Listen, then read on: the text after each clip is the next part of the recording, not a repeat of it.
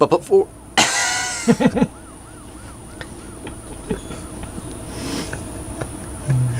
Okay. So you've done all this work, you've created these ads, you're running these ads, you're spending your advertising dollars, and now you want to know whether or not everything is working. So what is the best way to measure the results of your Facebook ads? Well, in this video, I am going to show you a few metrics that you should be looking for, as well as how you can test some new options and see how to get your advertising results to be even better and even more cost effective. Okay, that's what we're doing in this video. Let's do it. But before we get started, make sure you subscribe. Let's say that differently. But before we get started, I want to make sure that you know to subscribe to this channel. So there is a red button below us with the word subscribe in big letters. Click on that button and you will be subscribed to our channel. You will know when we post new videos.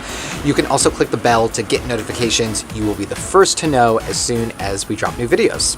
We are in Smither Park with our friend Gus. You can say hello to Gus, Zach, who is a stray cat that's hanging out with us.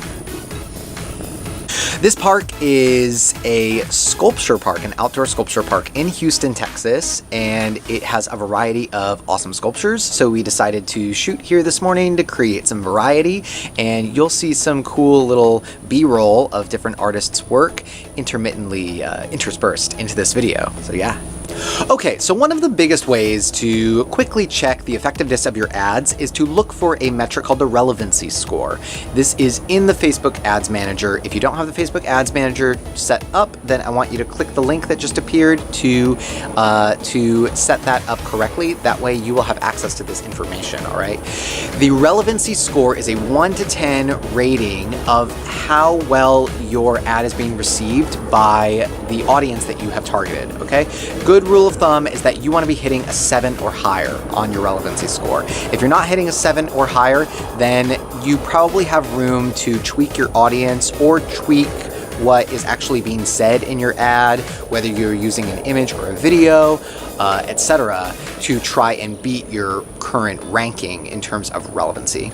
Why care about this? Well, the thing about relevancy is that if your ad is getting a higher relevancy score, if it is being well received, Facebook is going to put your ad into more, in front of more people. It's going to put you into more news feeds. You'll notice when you're setting up your budget that you are given a range of how many people per day you're going to get in front of, and it's kind of a wide range. There's a low end and there's a high end. What determines where you land in that range is really going to depend on how well your ad is being received. We want our ads to be a slam dunk. We want them to be as relevant as possible, because then we're going to get a lot of additional reach for free, essentially, from Facebook. Our advertising dollar is going to stretch way further. So this is a metric that you want to be paying attention to.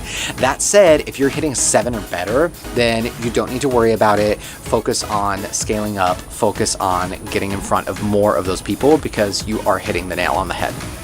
Now, if you want to try a different ad, perhaps you want to try a different audience, or you want to try a slightly different positioning of your ad, then you can split test in the ad set section. So here is a trick that I like to do when I am testing different audiences to see which audience works best, okay?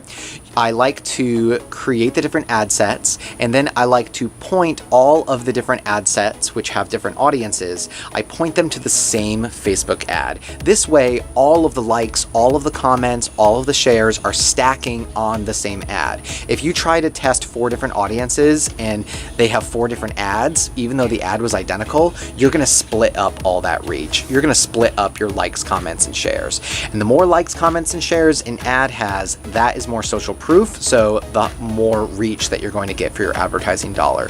We want to consolidate that social proof as much as possible, and so how you do that is in the ad section of your campaign, you can choose to use an existing post, and then you can choose to enter what is called a post ID. The post ID is the piece at the end of the URL of the actual Facebook post. how you get to the actual URL of your Facebook post is by clicking on the date and time of any post. When you click on the date and time, it's going to open up that specific post in a separate window. That's how you can grab the post ID.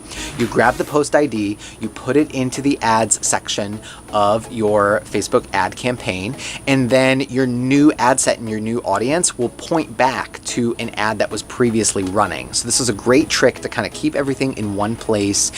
We use it with clients on a regular basis. That way there is only one ad in the picture for that particular ad. It's just like a science experiment, okay? You only want to be changing one variable at a time. If you're changing more than one variable and then suddenly you experience success or suddenly you experience failure, then you're not going to be sure which variable caused the change, okay?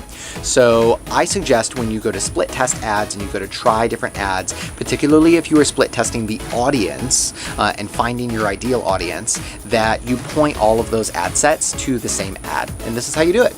And that is it, okay? That's it for this video. Quick video on how to measure and how to start scaling and testing different audiences so that you can stretch your advertising dollar as far as possible. Again, this is one chapter out of a 10-chapter guide called Yoga Advertising on Facebook, the Ultimate Guide. You can get your own free PDF copy by clicking the link or by going into the description. The link is also there. Otherwise, check out the other videos on this channel. Check out the other blog posts on this site. That bird was really loud. And we will talk to you soon, okay?